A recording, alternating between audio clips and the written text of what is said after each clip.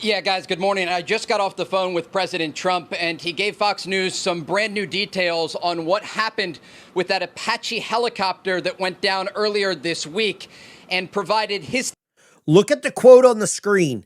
Iran has taken too long to negotiate a deal. Now they will pay the price. We're about to go back to bridge and power plant day. Listen to this. Thinking on where things stand with the negotiation. I want to start with a story the president told me, new details about the downing of this U.S. Army Apache helicopter. President Trump tells Fox News that the Iranian drone lodged in between the two pilots in this helicopter. They were flying very low. And at that point, the drone didn't explode as it had intended to. And so these pilots were trying to take down the helicopter with the drone lodged into this gunship without it exploding. And at any moment, it could have exploded, the president told me. And he said it was on fire. There was a lot of heat inside the cockpit of this helicopter. And ultimately, these two pilots were able to take it down into the sea, where ultimately they were rescued for the first time in U.S. military history by an unmanned sea drone. Now, President Trump also talked about the U.S. strikes last night against Iranian radar systems and air defense sites. He said the Iranians had tried to rebuild during the ceasefire their defensive capabilities, but they were unable to stop these U.S. strikes overnight, and they were hammered by U.S. fighter jets.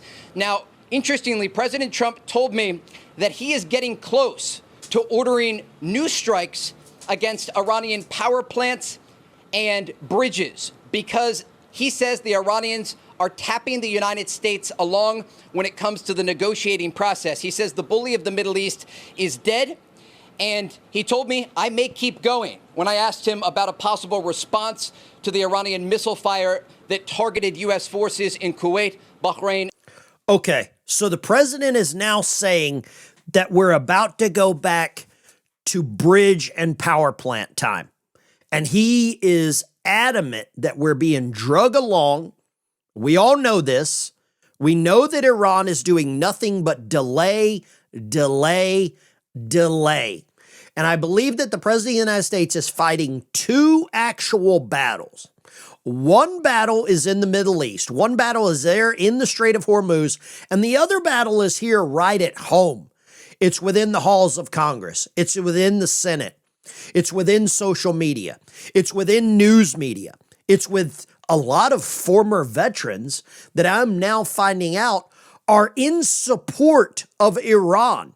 And when you're in support of Iran, when you're in support of these foreign entities, you are wanting America to fail. Now, the president of the United States came out and addressed this. I want you to see this right now. This is a True Social post that the president put out this morning, just minutes ago. Iran's military is a complete and total mess. We understand that. Much of it, like their Navy and Air Force, doesn't even exist. We know that. The bully of the Middle East is dead. They've taken too long to negotiate a deal that would have been great for them. Now they will have to pay the price. President Donald Trump. This is huge. We're about to go back to full-on Kinetic 400 to 500 strikes per day. Iran has used the ceasefire to patch up what they've got going on. But if you don't think the United States has also used this same time to reload these carriers, reload these bombers, bring in more missiles for this exact scenario, you're crazy. And I believe this is exactly what needs to happen. Now, I want to talk a little bit for a second about what the president also posted following this. He posted right here, the fake news media refuses to report how effective the blockade is. The other thing that he mentions is nothing gets through unless we want it. It's a steel wall. The part that I really enjoy on this whole True Social post, he says they're becoming a failed nation. Lots of oil is getting out. They're not paying their bills, right? They're not allowed to get this oil out. Then he says, praise be to Allah. He is trolling them. He is letting them know if you want to go meet Allah, then you continue down the path that you're on right now.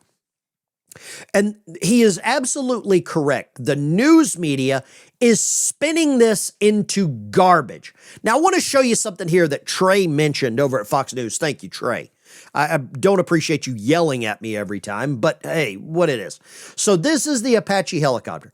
And what he described there from the president's own words was that this drone flew into the side of this Apache, lodged in between the pilot and the co-pilot, the rear seater, the back seater, did not explode. They took it down low, took it into the water, basically crash landed into the water, got out of the helicopter, got away from the helicopter, these spinning rotors, and then treaded water, survival, SEER, search and rescue type of evade and escape, until this other unmanned boat, this Corsair, shows up and picks them up and takes them back to safety.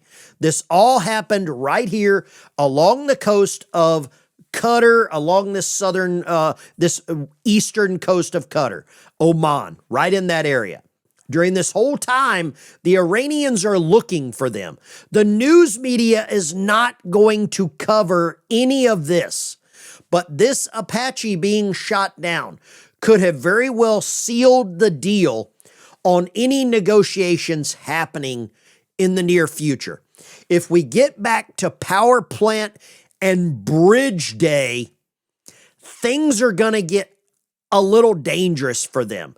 Now, I want to show you this. This is a little clip here of this Corsair boat. This is what they were actually using to rescue these downed sailors. I want you to see this. This is what the capability is here of this thing. So this is this unmanned boat that they can drive. It's probably driven from a nearby ship to go and pick up these downed pilots.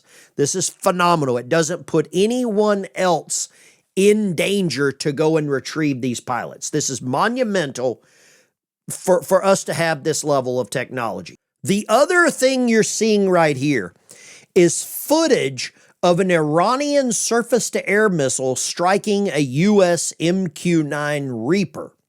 So they have taken out a helicopter. They have taken out a Reaper drone. They have put more American assets in harm's way. They are launching missiles, or they have been launching missiles into Bahrain. That is the United States Navy's 5th Fleet headquarters. It's just across the water from Iran.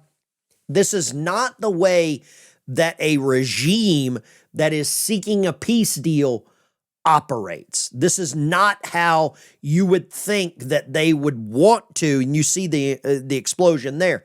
This is not the way that a country that's running out of options should be operating. And if the president goes back to full-on kinetic strikes and makes them pay the price and makes them answer for what they have done, then maybe that's how we finally get somewhere here. You know, the seeds of doubt are being played or are being sown by our news media. And that's why I say there are multiple wars going on. The misinformation war here, the actual battlefield there.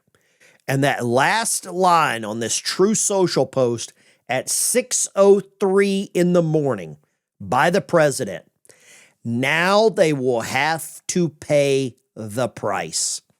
And the price is going to be for the pilots that were shot down in this Apache. The price is going to be for the United States Navy sailors that were taken hostage during Biden's administration, or during Obama's administration, when John Kerry praised them for being, good host. They're going to have to pay the price for Khobar Towers. They're going to pay the price for Beirut, for those Marine barracks. It is time Iran pays the price. And I'm not sure about you, but that's where I'm at right now. It is time to take the gloves off. We cannot allow this to continue. We cannot allow a failed terror state to intimidate, to threaten to limit, to control the United States Navy, our supplies, the world's supply there in the Strait of Hormuz, the game is over. Mr. President, I agree with you 1,000%.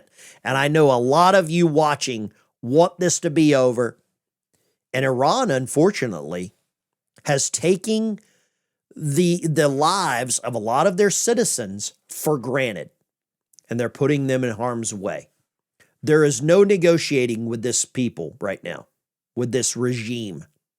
They don't want anything except violence, and that's what they're exuding. That's what they're showing to the world. And I think we have to return that level a few notches up to get anywhere with how this is happening. Smash the like and subscribe button. I'll see you in the next one. Iran, I would say buckle up. It's power plant and bridge time, baby.